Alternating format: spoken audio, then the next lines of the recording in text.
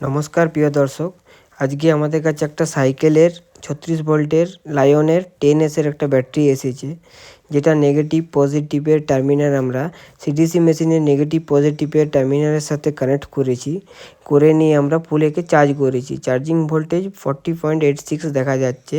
এটা আমাদের 2 মিনিটের আইডিয়ালে দেওয়া আছে। 2 মিনিট আইডিয়ালের পরে এটা ডিসচার্জে চলে যাবে। এই দেখুন চলে আসছি আমরা ল্যাপটপের স্ক্রিনে। এই দেখুন আমরা এরপরে এখন আইডিয়ালে আছে, সেটা আইডিয়ালে থাকাকালীন এইরকম সিন দেখা যায়। এরপরে এটা ডিসচার্জে চলে গেলে একটা ব্লু কালারের আমরা সেটিং করে রেখে ডিসচার্জে চলে গেছে। 3 অ্যাম্পিয়ার থেকে ডিসচার্জ করে নিয়ে আমরা এর ক্যাপাসিটি বার করব। কি ক্যাপাসিটি আছে সেটা আমাদের পুরোপুরি ল্যাপটপের পর্দাতে এসে যাবে।